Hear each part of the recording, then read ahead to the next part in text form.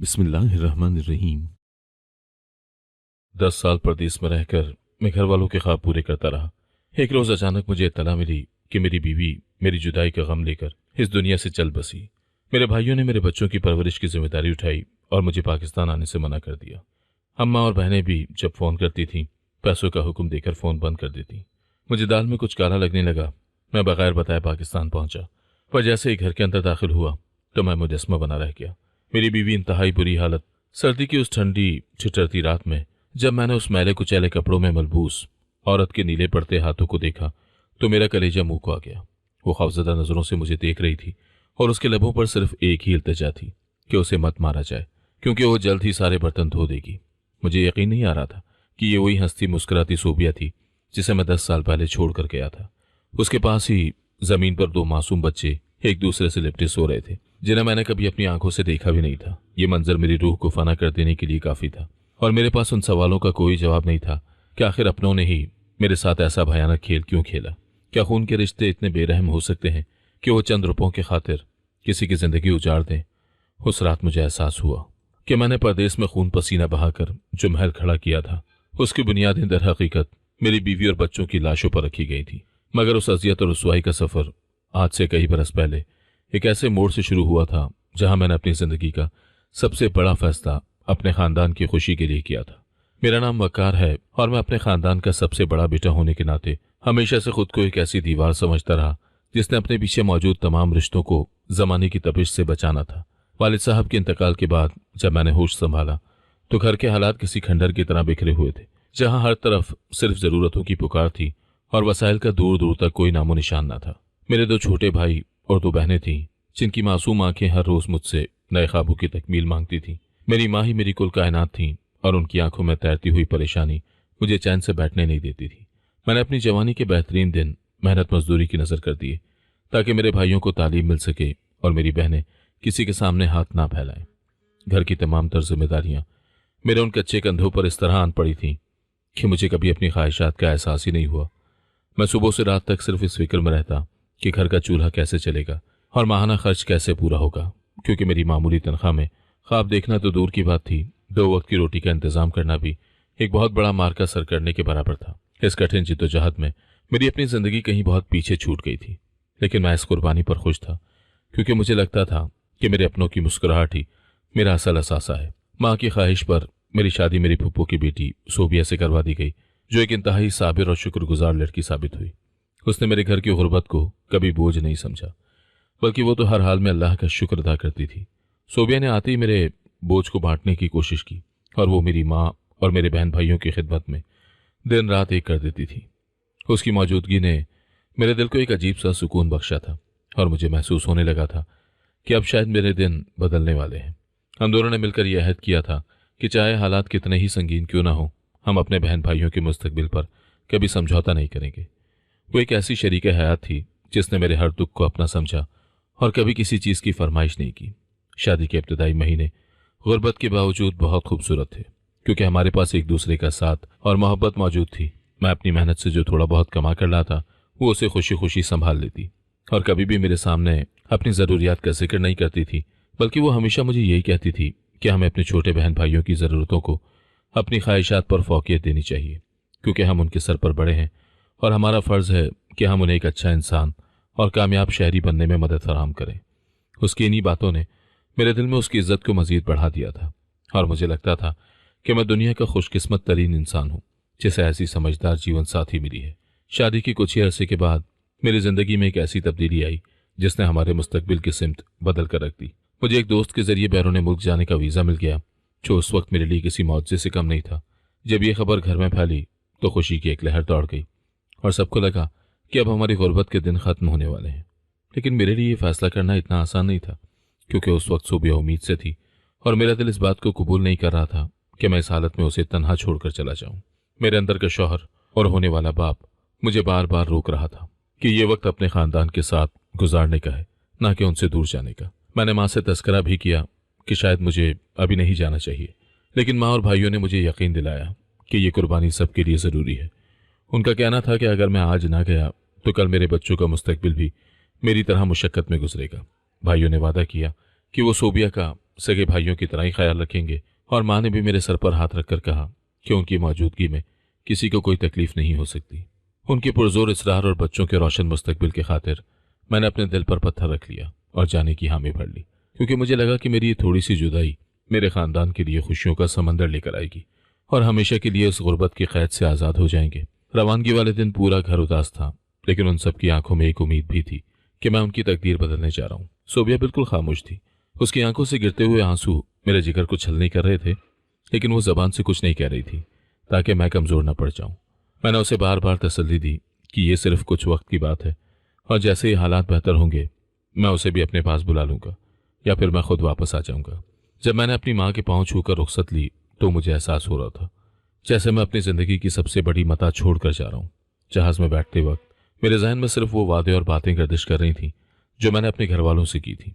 मुझे इस बात का कामिल यकीन था कि मेरे पीछे मेरे भाई और मेरी माँ मेरे बच्चों और बीवी की हिफाजत करेंगे, क्योंकि वो तो मेरा अपना खून थे और मैं उन्हीं की खातिर तो उस परदेश की अजनबी सरजमीन पर कदम रखने जा रहा था। मैंने खुद से अहद किया कि परदेश में जी तोड़कर मेहनत करूंगा। जब मैं वापस आऊं तो मेरा खानदान फख्र से सर उठाकर जी सके। मैं उनकी हर ख्वाहिश पूरी करूंगा, उन्हें वो तमाम आसाइशें दूंगा जिनके लिए हम बरसों से तरस रहे थे। मुझे जरा भी अंदाजा नहीं था कि ये रुखसती दरअसल एक ऐसी जुदाई का आगाज है जो 10 सालों पर मुहित हो जाएगी और मेरे पीछे एक ऐसी दास्तान लिखी जाएगी जो गद्दारी और बेवफाई के दागों से भरी होगी। मेरा सफर तो शुरू हो चुका था, लेकिन मैं अपने पीछे एक ऐसा तूफान छोड़कर जा रहा था जिसने मेरी पूरी कायनात को मलियामेट कर देना था। परदेश की जिंदगी वैसी हरगिज नहीं थी जैसी मैंने सोच रखी थी, क्योंकि यहाँ की जमीन अजनबी थी, लोग भी बेगाने थे, लेकिन मेरे सर पर अपने खानदान की खुशहाली का जुनून सवार था। मैंने एक तामीराती कंपनी में मजदूरी शुरू कर दी, जहाँ काम बहुत सख्त था और आराम के लम्हात बहुत कम मिलते थे। कभी शदीद गर्मी होती तो कभी हड्डियों में उतर जाने वाली सर्दी, लेकिन मैंने कभी भी किसी से कोई शिकायत नहीं की, क्योंकि हर महीने के आखिर में जब मैं अपनी तनख्वाह घर भेजता था तो मुझे एक अजीब क़ल्बी सुकून मिलता था। मैं अपने खाने पीने और आराम पर 1 रुपया भी इजाफी खर्च नहीं करता था, ताकि ज़्यादा से ज़्यादा रकम बचाकर पाकिस्तान भेज सकूं और अपने घर वालों की ज़िंदगी आसान बना सकूं। मुझे आज भी याद है, अक्सर मेरी रातें भूखे पेट गुजर जाती थी, लेकिन जब मैं ये सोचता था कि मेरे घर वाले अब पेट भरकर खाना खा रहे होंगे तो मेरी सारी थकन एक पल में दूर हो जाती थी और मेरा हौसला पहले से भी ज़्यादा बढ़ जाता था। मेरा राब्ता सिर्फ फ़ोन के ज़रिए था और मैं घंटों अपनी माँ और भाइयों की बातें सुनता रहता ताकि मुझे अपनी तन्हाई का एहसास ना हो और मैं अपनों के करीब रहूं। मेरे जाने के चंद माह के बाद ही वो मुबारक घड़ी आई जब अल्लाह ने मुझे 2 जुड़वा बेटों की नीमत से नवाजा, जिनका नाम हमने हसन और हुसैन रखा था। उस दिन मेरी खुशी की कोई इंतहा नहीं थी और मैं परदेश की उन वीरान गलियों में अकेला ही मुस्कुराता रहा था, जैसे मुझे दुनिया की तमाम दौलत मिल गई हो। जब मैंने पहली बार वीडियो कॉल पर उन नन्हे फरिश्तों को देखा तो मेरी आंखों से बेअख्तियार आंसू छलक पड़े और मेरा जी चाहा कि मैं उड़कर उनके पास पहुंच जाऊं और उन्हें अपने सीने से लगा लूं। सोबिया के चेहरे पर एक अजीब सी थकन थी, लेकिन वो बच्चों को देखकर बहुत खुश नजर आ रही थी और उसकी मुस्कुराहट ने मेरे सारे दुख धो दिए थे। मैंने उससे वादा किया कि अब मैं और भी ज्यादा मेहनत करूंगा ताकि मेरे शहजादों को कभी किसी चीज की कमी न हो और वो एक शाहाना जिंदगी गुजार सकें और उन्हें कभी गुर्बत का मुंह न देखना पड़े। इस खुशखबरी ने मेरी हिम्मत को दुगना कर दिया था और अब मुझे 14-14 घंटे काम करना भी बोझ नहीं लगता था, क्योंकि मेरे सामने मेरे बेटों का रोशन मुस्तकबिल था जिसके लिए मैं हर सख्ती झेलने को तैयार था। वक्त पर लगाकर उड़ने लगा। 2 साल बीत गए, लेकिन मेरे घर वालों के साथ राब्ता अब सिर्फ पैसों की हद तक महदूद होता जा रहा था और जज्बाती ताल्लुक जैसे खत्म हो रहा था। मैं जब भी घर फोन करता तो माँ और बहनें मुझसे मेरा हालचाल पूछने के बजाय अपनी नई फरमाइशों की एक लंबी फहरिस्त मेरे सामने रख देती, जिन्हें पूरा करना मैं अपना अव्वलीन फर्ज समझता था। मुझे कभी एहसास ही नहीं हुआ कि उनकी बातों में मेरे लिए मोहब्बत कम और पैसों की हवस ज्यादा शामिल हो चुकी है, क्योंकि मैं तो उन पर अंधा एतबार करता था। भाई अब बड़ी बड़ी बातें करने लगे थे, हर वक्त नए कारोबार के लिए मोटी रकम का तकाजा करते थे, लेकिन मैं उनकी हर बात पर आंखें बंद करके यकीन कर लेता था, क्योंकि वो मेरा अपना खून थे और मैं उनकी तरक्की में ही अपनी खुशी तलाश करता था। सोबिया से बात करने का मौका बहुत कम मिलता था और जब भी बात होती तो वो बहुत मुख्तसर जवाब देती थी, जैसे वो कुछ कहना चाहती हो मगर किसी के डर से कह ना पा रही हो। लेकिन मैं इस खामोशी का मतलब ना समझ सका। कुछ अरसा मजीद गुजरा तो मैंने एक अजीब बात नोट करना शुरू की कि वीडियो कॉल्स के दौरान मेरी बीवी और बच्चों के कपड़े हमेशा पुराने और जगह जगह से घिसे हुए होते थे, जो मुझे बहुत खटकते थे। मैं जब भी माँ से पूछता कि मैं हर माह इतने पैसे भेज रहा हूँ तो ये लोग इतने खस्ता हाल क्यों हैं, तो वो हमेशा यही जवाब देती कि सोबिया बहुत कंजूस है और वो तुम्हारे भेजे हुए पैसे बचाकर अपने पास जमा कर रही है। माँ का कहना था कि सोबिया बच्चों पर भी 1 टका खर्च नहीं करती और सब कुछ अपनी ज़ात के लिए जमा कर रही है। ताकि वो बाद में हमसे अलग होकर अपनी अलग दुनिया बसा सके। मुझे अपनी माँ की बात पर पूरा भरोसा था, क्योंकि माँ कभी झूठ नहीं बोल सकती थी। लेकिन मेरा दिल ये मानने को तैयार नहीं था कि मेरी साबिर बीवी इतनी बदल सकती है कि वो अपने बच्चों की ज़रूरतों को भी नज़रअंदाज कर दे। इस शक ने मेरे जहन में एक ऐसी बेचैनी पैदा कर दी थी जो मुझे पल पल तड़पा रही थी, और मैं किसी नतीजे पर नहीं पहुंच पा रहा था। आखिरकार मैंने एक बड़ा फैसला किया और अपनी माहाना तनख्वाह का एक खतीर हिस्सा बराह रास्त सोबिया के बैंक अकाउंट में भेजना शुरू कर दिया, जबकि घर के बाकी अखराजात के लिए एक अलग रकम माँ को भेजी ताकि हिसाब बराबर रहे। मेरा ये इकदाम मेरे घर वालों के लिए किसी धमाके से कम नहीं था, और उनके रवैयों में अचानक एक ऐसी तलखी आ गई जो फ़ोन पर भी साफ महसूस की जा सकती थी।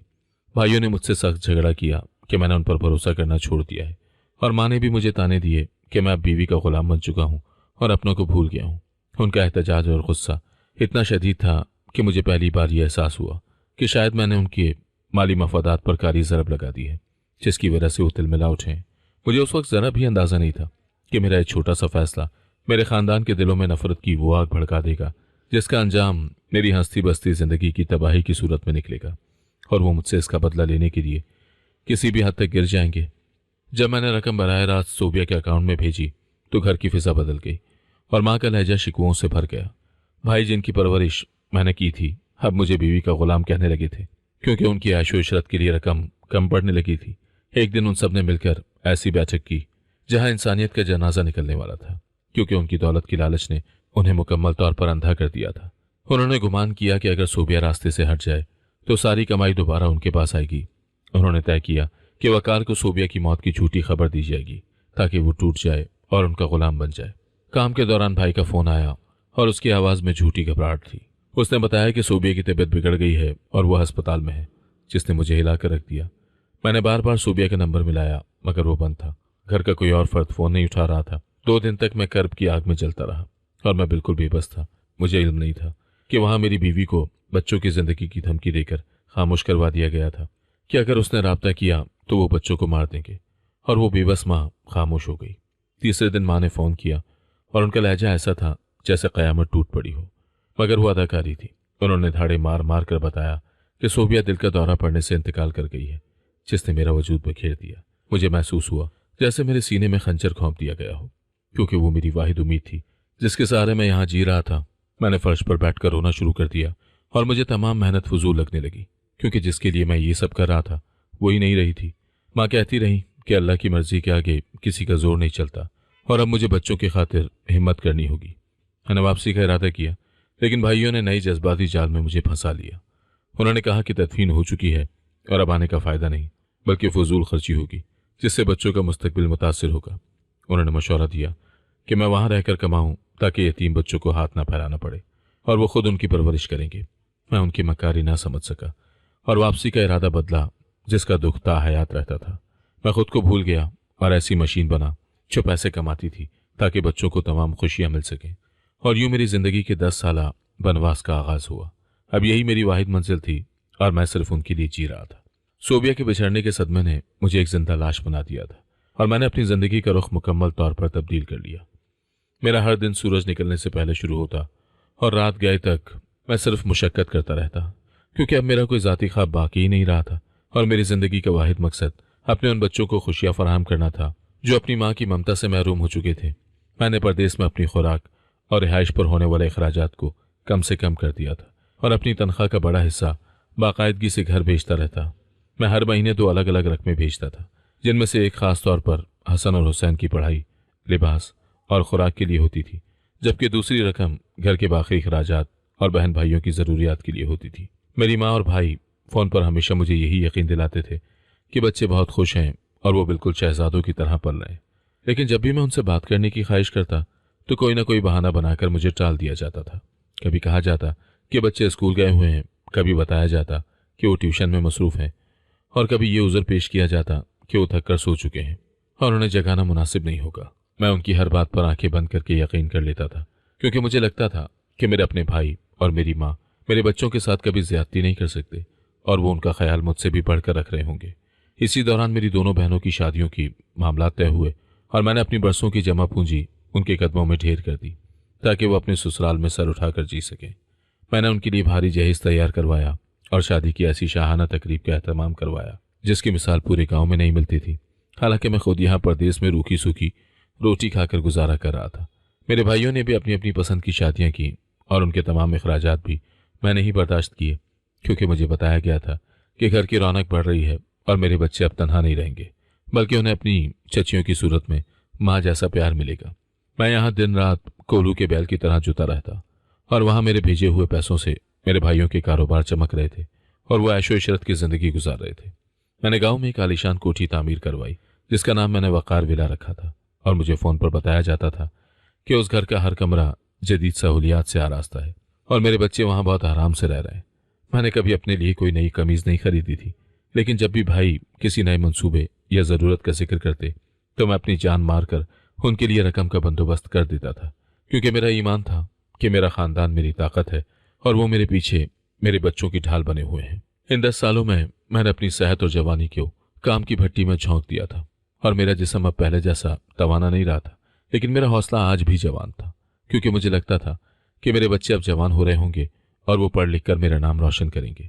मेरी माँ अक्सर फ़ोन पर हसन और हुसैन की झूठी कहानियां सुनाया करती थी कि वो कितने ज़हीन हैं और स्कूल में हमेशा वो लाते हैं, और मैं उनकी बातें सुनकर निहाल हो जाता था।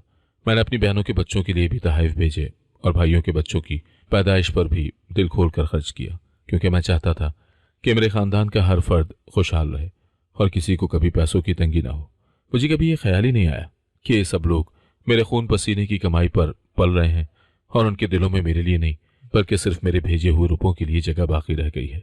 मैं एक ऐसी ख्याली दुनिया में रह रहा था जहाँ सब कुछ बहुत खूबसूरत और पुरअमन था, लेकिन हकीकत में वो सब लोग मेरी शराफत और मजबूरी का फ़ायदा उठा रहे थे और मैं उनके बिछाए हुए जज्बाती जाल में बुरी तरह जकड़ा हुआ था। मेरी ज़िंदगी का 10 साला बनवास अब अपनी तकमील के करीब था। मैं इस इंतज़ार में था कि कब वो दिन आएगा जब मैं अपने जवान होते बेटों को अपने सीने से लगाऊंगा और उनकी आंखों में वो खुशी देखूंगा जिसके लिए मैंने अपनी ज़िंदगी के बेहतरीन साल कुर्बान कर दिए थे। 10 साल का तवील अरसा एक ऐसी तारीक रात की तरह गुजर गया जिसका कोई सहर नजर नहीं आती थी, लेकिन मैं अपनी थकन को भूलकर सिर्फ इसलिए जी रहा था कि मेरे बच्चे खुश रहें। मेरा जिस्म अब पहले जैसा तवाना नहीं रहा था और वक्त से पहले ही मेरे बालों में सफ़ेदी उतर आई थी, मगर मेरा दिल इस बात पर मुतमईन था कि मेरा भेजा हुआ एक एक रुपया मेरे बेटों के काम आ रहा है। मैं जब भी फ़ोन पर अपनी माँ से बात करता तो वो मुझे बताती कि हसन और हुसैन अब बड़े हो गए हैं और वो स्कूल में बहुत अच्छा पढ़ रहे हैं और उनके असातिज़ा उनकी बहुत तारीफ़ करते हैं। मेरे भाई भी फ़ोन पर यही कहते थे कि वकार भाई, आप फिक्र न करें, हमने बच्चों को आंखों पर बिठा रखा है और उन्हें कभी किसी चीज़ की कमी नहीं होने देते। मैंने उनकी झूठी तसल्लियों को सच समझकर हर महीने अपनी तमाम कमाई उनके कदमों में डाल दी और ख़ुद यहाँ अजनबी देश में एक एक पाई को तरसता था। मुझे क्या मालूम था कि मेरे पीछे एक ऐसा खेल खेला जा रहा है जिसका तस्वुर भी एक इंसान के लिए मुमकिन नहीं है, और वो लोग जिन्हें मैं अपना मुहाफिज समझता था वही मेरे बच्चों के कातिल बन चुके हैं। मेरी ज़िंदगी का हर लम्हा अब सिर्फ उनकी यादों से जुड़ा हुआ था और मैं हर रात ये ख्वाब देखता था कि जब मैं वापस जाऊंगा तो मेरे बच्चे मुझे देखकर कितना फ़ख्र महसूस करेंगे और हमारी ज़िंदगी की तमाम महरूमियाँ ख़त्म हो जाएंगी। एक दिन मेरी मुलाकात अपने गाँव के एक पुराने दोस्त से हुई जो हाल ही में पाकिस्तान से छुट्टियाँ गुजार कर वापस आया था। वो मेरे मोहल्ले का ही रहने वाला था। मैं उसे देखकर बहुत खुश हुआ और उसे अपने कमरे पर ले आया ताकि उससे अपने घर और बच्चों की खैरियत मालूम कर सकूं। मैंने उसे चाय पिलाई और बहुत पुरजोश अंदाज में उससे अपने बेटों के बारे में पूछने लगा कि वो अब कैसे लगते हैं और उनकी पढ़ाई कैसी चल रही है। मैंने उसे बताया कि मैंने उनके लिए इस माह भी बहुत से तहाइफ खरीदे हैं जो मैं जल्द ही भेजने वाला हूँ। लेकिन मेरे दोस्त का चेहरा अचानक उतर गया और वो मेरी नज़रों से नजरें चुराने लगा, जैसे उसके पास मुझे बताने के लिए कुछ भी अच्छा ना हो। उसकी ये खामोशी मुझे बहुत ज़्यादा खटकने लगी और मेरा दिल किसी अनजाने खौफ से डूबने लगा, क्योंकि उसकी आंखों में मेरे लिए हमदर्दी और अफसोस के सिवा कुछ ना था। मैंने उसका हाथ पकड़कर उसे मजबूर किया कि वो मुझे सच बताए कि मेरे घर में क्या हो रहा है और मेरे बच्चे किस हाल में हैं, क्योंकि उसकी बेचैनी मुझे किसी बड़े तूफान का पता दे रही थी। मेरे बार बार इसरार पर उसने एक गहरी आह भरी और जो कुछ बताया वो सुनकर मेरे पैरों तले से ज़मीन निकल गई और मुझे महसूस हुआ जैसे मेरा पूरा वजूद पाश पाश हो गया हो। उसने बताया कि वकार, तुम यहाँ जिन बच्चों के लिए दिन रात खून पसीना एक कर रहे हो वो किसी स्कूल में नहीं बल्कि शहर के एक गंदे मैकेनिक की दुकान पर मजदूरी कर रहे हैं। उसने अपनी आंखों से हसन और हुसैन को फटे पुराने कपड़ों में मलबूस उस दुकान पर गाड़ियों के इंजन साफ करते हुए देखा था और उनकी हालत किसी भिखारी से भी बदतर थी। उसने बताया कि तुम्हारे भाइयों के अपने बच्चे महंगे स्कूलों में गाड़ियों पर जाते हैं, जबकि तुम्हारे बेटों को 2 वक्त की रोटी भी मुश्किल से दी जाती है और उनसे घर का सारा काम लिया जाता है। ये सुनकर मेरी आंखों के सामने अंधेरा छा गया और मुझे ऐसा महसूस हुआ जैसे किसी ने मेरे सीने में गर्म लोहा उतार दिया हो। मैंने सोचा कि मैं जो लाखों रुपए हर महीना उनकी पढ़ाई और कपड़ों के लिए भेजता हूँ, वो सब कहाँ जा रहा है? और मेरे अपने भाई इतने बेरहम कैसे हो सकते हैं कि उन्होंने मेरे मासूम बच्चों को मजदूरी पर लगा दिया है? मेरे अंदर अब एक ऐसी आग भड़क उठी थी जिसने मेरे तमाम सब्र और जब्त को खाकस्तर कर दिया था और मुझे अब किसी भी रिश्ते पर एतबार नहीं रहा था। मैंने उसी वक्त फैसला किया कि अब मैं किसी को फ़ोन नहीं करूंगा और न ही अपनी वापसी की इत्तला दूंगा, बल्कि अचानक घर पहुंचकर अपनी आंखों से ये सारा तमाशा देखूंगा। मेरा दिल खून के आंसू रो रहा था और मुझे अपनी उस मेहनत पर अफसोस हो रहा था जो मैंने उन सांपों को पालने के लिए की थी जिन्होंने मेरे ही बच्चों को डस लिया था। मैंने उसी रात ट्रैवल एजेंट के पास जाकर पाकिस्तान का टिकट करवाया और अपनी ज़रूरत का थोड़ा सा सामान समेटा जो अब मुझे किसी बोझ की तरह लग रहा था। मैंने अपनी तमाम जमा पूंजी निकाली और ये सोचकर मेरा कलेजा फट गया कि इन पैसों से मैंने अपने दुश्मनों की तिजोरियां भरी थी, जबकि मेरे जिगर के टुकड़े भूख और प्यास बर्दाश्त कर रहे थे। अब मेरे जहन में सिर्फ एक ही मकसद था कि मैं जल्द से जल्द अपने वतन पहुंचूं और उन जालिमों के चेहरे से नकाब उतार दूं जिन्होंने मेरी जिंदगी तबाह कर दी थी। एयरपोर्ट के रास्ते में मुझे एक एक लम्हा सालों के बराबर लग रहा था और मेरा दिल बार बार यही दुआ कर रहा था कि काश मेरे दोस्त की बात गलत साबित हो जाए और मेरे बच्चे खैरियत से हों। जहाज में बैठे हुए मेरी आंखों के सामने अपनी बीवी सोबिया का चेहरा बार बार आ रहा था और मुझे अब उसकी मौत पर भी शक होने लगा था कि कहीं उन लोगों ने उसके साथ भी तो कोई साजिश नहीं की थी। मेरे दिमाग में हजारों सवालात गर्दिश कर रहे थे और गुस्से की लहरें मेरे पूरे बदन में दौड़ रही थी, क्योंकि मैंने अपनी जिंदगी के 10 कीमती साल जिन लोगों पर निशावर किए थे उन्होंने मुझे बदले में सिर्फ धोखा और अजियत दी थी। जब जहाज पाकिस्तान की जमीन पर उतरा तो मेरी आंखों में आंसू थे, लेकिन ये खुशी के नहीं बल्कि उस कर्ब के आंसू थे जो मैं पिछले कई घंटों से अपने अंदर छुपाए बैठा था। मैंने एयरपोर्ट से बाहर निकलकर एक टैक्सी ली और अपने गांव की तरफ रवाना हो गया, जहां मेरी जिंदगी का सबसे बड़ा इम्तहान मेरा मुंतज़िर था और मुझे ये साबित करना था कि मैं अब वो पुराना वक़ार नहीं रहा जो अपनों के प्यार में अंधा हो चुका था। टैक्सी ने मुझे गली के कोने पर ही उतार दिया था, क्योंकि मैं नहीं चाहता था कि गाड़ी की आवाज़ से किसी को मेरी अचानक आमद का पता चले और वो चौंकाना हो जाए। मेरे कदम ही अपने घर की तरफ उठ रहे थे, लेकिन उनमें वो जोश और खुशी नहीं थी जो एक परदेसी की वापसी पर होनी चाहिए, बल्कि एक अजीब सी बेचैनी और खौफ मेरे पूरे वजूद को अपनी लपेट में लिए हुए था। जब मैं उस आलीशान इमारत के सामने पहुंचा जिस पर सुनहरी लफ्जों में वक़ार विला लिखा हुआ था, तो मुझे एक लम्हे के लिए भी फख्र महसूस नहीं हुआ, क्योंकि उसकी हर ईंट में मुझे अपने दोस्त के वो अल्फाज सुनाई दे रहे थे कि मेरे बच्चे मजदूरी कर रहे हैं। मैंने बहुत आहिस्ता से गेट को धकेला तो वो खुला ही था, जैसे वहां रहने वाले लोगों को मालूम हो कि अब इस घर में किसी चोर के आने का खतरा नहीं रहा, क्योंकि घर के अंदर तो खुद ही सबसे बड़े लुटेरे मौजूद थे जो दूसरों का हक मार कर जी रहे थे। मैं दबे पांव अंदर दाखिल हुआ तो सहन में फैली हुई खामोशी मुझे काटने को दौड़ रही थी और मेरे दिल की धड़कनें इतनी तेज थीं कि मुझे उनकी आवाज़ अपने कानों में साफ सुनाई दे रही थी और मेरा सांस सीने में अटक रहा था। सहन में दाखिल होते ही मेरी नज़र वहां बिखरे हुए गंद पर पड़ी, जहां जगह जगह बिरयानी की प्लेटें और हड्डियों के ढेर लगे हुए थे, जिन्हें देखकर साफ लग रहा था कि कुछ ही देर पहले यहाँ कोई बहुत बड़ी दावत उड़ाई गई है और घर वाले खूब जश्न मनाकर सोए हैं। उन झूठे बर्तनों और बची हुई हड्डियों से उठने वाली बू मुझे बताती थी कि यहाँ के रहने वाले कितने संग दिल और पेट के पुजारी हो चुके हैं, जिन्हें अपने भाई की परदेश में की गई मेहनत का जरा भी पास नहीं था। मैं वहीं खड़ा ये सोच रहा था कि जिस घर को मैंने अपनी जिंदगी का हासिल समझा था वो दर हकीकत एक ऐसी मकतलगाह बन चुका था जहां इंसानियत और रिश्तों को ज़िबा किया जा रहा है। मेरी नजरें बार बार उन कमरों की तरफ उठ रही थी जहां मेरे भाई और माँ पुरसुकून नींद सो रहे होंगे, जबकि मैं यहाँ एक अजनबी की तरह खड़ा अपनी ही बर्बादशुदा जिंदगी का तमाशा देख रहा था। मेरा गुस्सा किसी ज्वालामुखी की तरह मेरे अंदर उबल रहा था, जिसे मैंने बड़ी मुश्किल से काबू में कर रखा था। उसी सहन के कोने में जहां सर्दी की यखबख्ता लहरें बराह रास्त आ रही थी और ऊपर कोई छत भी मौजूद नहीं थी, मेरी नज़र एक ऐसे मंजर पर पड़ी जिसने मेरे कलेजे को चीर कर रख दिया। वहां जमीन पर एक इंतहाई पतला और मैले कुचेला बिस्तर बिछा हुआ था, जिस पर 2 मासूम बच्चे एक दूसरे से लिपट कर सो रहे थे ताकि एक दूसरे के जिस्म की थोड़ी सी गर्मी से इस जालिम सर्दी का मुकाबला कर सके। उनके ऊपर जो कंबल था वो जगह जगह से फटा हुआ था और उसकी बोसीदा हालत बता रही थी कि वो सर्दी रोकने के लिए बिल्कुल भी काफ़ी नहीं है और उसे देखकर कोई इंसान भी तड़प उठता। मैं उनके करीब गया तो देखा वो नींद में भी ठिठर रहे थे और उनके चेहरे जर्द पड़ चुके थे, जैसे उन्हें मुद्दतों से पेट भरकर खाना ना मिला हो और वो सिर्फ फाका कशी पर मजबूर हो। ये मेरे जिगर के टुकड़े हसन और हुसैन थे, जिन्हें मैंने कभी अपनी आंखों से नहीं देखा था, और आज वो इस हालत में मेरे सामने थे कि मैं खुद को दुनिया का सबसे बुरा और गुनहगार बाप महसूस करने लगा, जिसने अपनों पर अंधा एतबार करके अपने बच्चों को जीते जी दोज़ख में धकेल दिया था। अभी मैं सदमे से संभल भी न पाया था कि मेरी नज़र सहन के दूसरे कोने में मौजूद नल पर पड़ी, जहां बर्तनों का एक पहाड़ जमा था और एक औरत झुककर उन बर्तनों को ठंडे पानी से धो रही थी। उसने एक फटी पुरानी चादर ओढ़ रखी थी और उसके हाथ ठंडे यख पानी की वजह से बिल्कुल नीले पड़ चुके थे, जिन्हें वो बार बार अपने मुंह के पास लाकर अपनी गर्म भाप से गर्म करने की कोशिश करती थी ताकि उसका मुंजमद होता हुआ खून हरकत कर सके।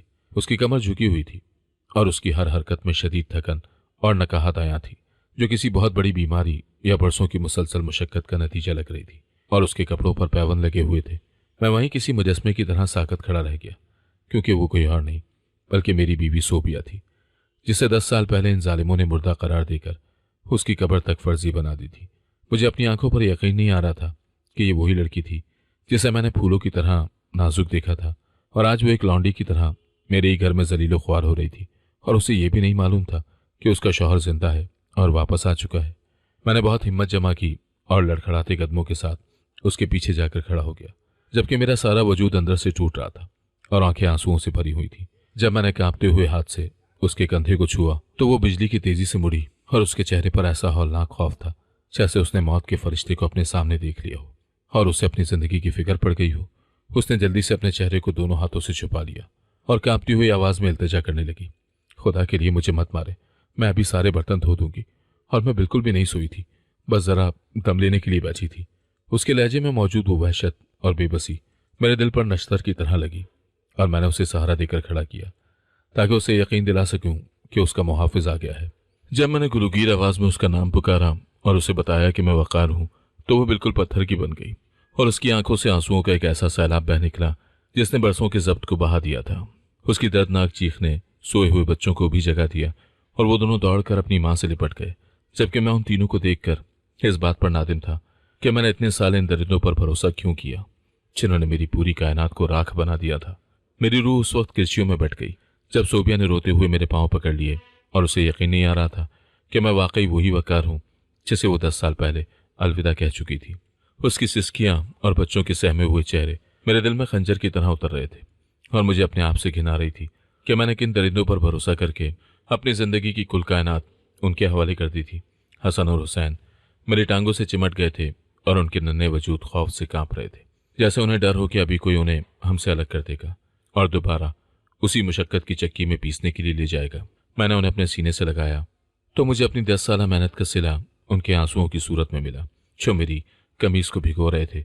और मेरा जी चाह रहा था कि मैं जमीन में गड़ जाऊं, क्योंकि मैंने अपनी आंखें बंद करके उन सांपों को दूध पिलाया था जिन्होंने मेरे ही घर को जहन्नुम बना दिया था। सोबिया की आवाज में मौजूद होकर मुझे बता रहा था कि उसने इन 10 सालों में एक एक पल मौत की दुआ मांगी होगी, क्योंकि उसके लिए जीना अब किसी अजाब से कम नहीं रहा था और वो सिर्फ इन बच्चों की खातिर सांस ले रही थी जिन्हें इन जालिमों ने अपना गुलाम बना रखा था। हमारे रोने की आवाजें सुनकर अंदर के कमरों से वो लोग बाहर निकल आए जिन्हें मैंने अपना खून समझा था और जिनकी ऐशो इशरत के लिए मैंने परदेश में अपनी जवानी गंवा दी थी। मेरी माँ और भाइयों के चेहरे का रंग मुझे देखकर एकदम फक हो गया, जैसे उन्होंने अपने सामने अपनी मौत को खड़ा देख लिया हो और उनकी बोलती बंद हो चुकी थी। वो जो कुछ देर पहले ख्वाबों की वादियों में गुम थे, अब हकीकत का सामना करने से कतरा रहे थे और उनकी नजरें जमीन में गड़ी हुई थी, क्योंकि उनकी मकारियां अब बेनकाब हो चुकी थी। मेरी माँ ने आगे बढ़कर अपनी ममता का झूठा लिबादा ओढ़ने की कोशिश की और लरसती आवाज में मेरा नाम पुकारा, लेकिन मैंने उन्हें अपने करीब आने से रोक दिया, क्योंकि उनकी आंखों में अब मुझे माँ का प्यार नहीं बल्कि दौलत छिन जाने का खौफ नजर आ रहा था। मेरे भाई, जिन्हें मैंने अपने कांधों पर बिठाकर पाला था, अब मुझसे नजरें चुराने लगे थे, क्योंकि उनके पास मेरे इन सवालों का कोई जवाब नहीं था जो मेरी खामोश नजरें उनसे पूछ रही थी, और उनकी खामोशी उनके गुनाहों का सबसे बड़ा एतराफ थी। मैंने गरजदार आवाज में उनसे पूछा कि आखिर तुम लोगों के दिल में खुदा का खौफ क्यों नहीं आया और तुमने इस औरत के साथ इतना बड़ा जुल्म क्यों किया जिसने कभी तुम्हारा बुरा नहीं चाहा था। मेरा छोटा भाई, जो सबसे ज्यादा मक्कार था, उसने हकलाकर एतराफ किया कि जब मैंने पैसे सोबिया के नाम भेजना शुरू किए तो उनका चाहो जलाल खतरे में पड़ गया था और उन्हें लगा कि अब वो मेरी कमाई पर ऐश नहीं कर सकेंगे।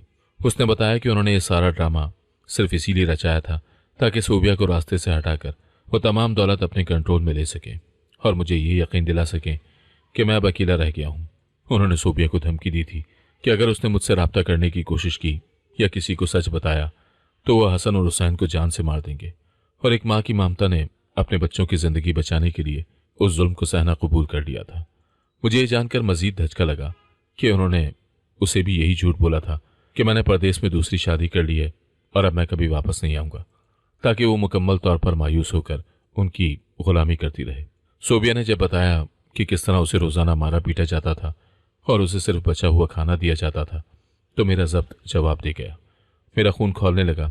मेरे भाइयों की बीवियां, जो मेरी भेजी हुई दौलत से बनी हुई रेशमी साड़ियों में मलबूस थीं, अब कोनों में छुप रही थीं, जैसे उन्हें अपनी चोरी पकड़े जाने का डर हो।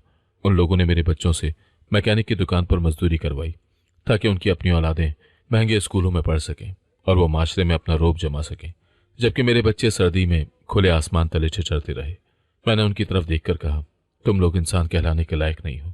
तुमने रिश्तों के तकद्दुस को पामाल करके ये साबित कर दिया है कि लालच इंसान को कितना अंधा और बेरहम बना सकती है। मेरी मेहनत की कमाई ने तुम्हें शोहरत और दौलत तो दी, लेकिन तुम्हारे अंदर की इंसानियत को खत्म कर दिया और तुमने उसी थाली में छेद किया जिसने तुम्हें भूख से बचाया था और तुम्हें एक नई जिंदगी दी थी।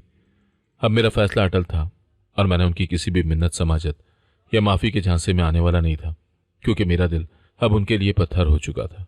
मैंने अपने भाइयों और माँ को मुखातिब करके कहा, जिस वकार विला पर तुम फख्र करते हो वो मेरी मेहनत का है और अब यहाँ तुम्हारे लिए कोई जगह नहीं है, क्योंकि तुमने इसे अपने गुनाहों से नापाक कर दिया है। मैंने उन्हें हुक्म दिया कि अपना सामान उठाओ और इसी वक्त इस दहलीज को पार कर जाओ, वरना मैं पुलिस को बुलाकर तुम्हें जेल की सलाखों के पीछे पहुंचा दूंगा, जहां तुम्हारी असल जगह है। मेरी माँ ने वावेला मचाया और भाइयों ने माफिया मांगी, लेकिन मेरे कान अब उनकी आवाज़ों के लिए बहरे हो चुके थे और मैंने उन्हें धक्के देकर उस घर से निकाल दिया जिसे मैंने अपनी जिंदगी का हासिल समझा था।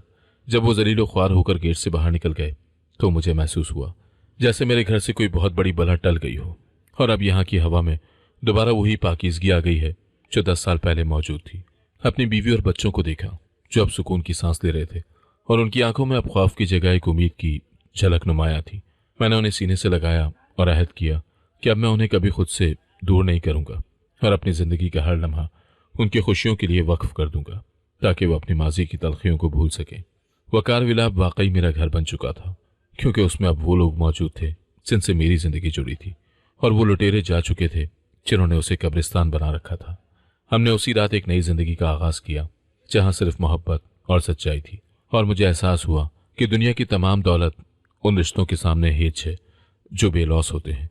मेरे बच्चों की मुस्कुराहट अब मेरा कुल सरमाया थी और मैंने उनकी आंखों में अपना रोशन मुस्तकबिल देख लिया था जो अब किसी के हवस का शिकार नहीं होगा। हमारी कहानी का यह इख्तिताम दरअसल एक नए और खूबसूरत बाप का आगाज था जिसमें धोखाधड़ी की कोई जगह नहीं थी और हम अब एक मुकम्मल खानदान की तरह जी रहे थे। अगर आपको आज की कहानी पसंद आई है तो वीडियो को जरूर लाइक कीजिएगा और अपने दोस्तों के साथ भी शेयर कीजिएगा। और हाँ, अगर आपने अभी तक हमारा चैनल सब्सक्राइब नहीं किया तो जरूर सब्सक्राइब करें। मिलते हैं कल एक नई और दिलचस्प कहानी के साथ। अल्लाह हाफिज।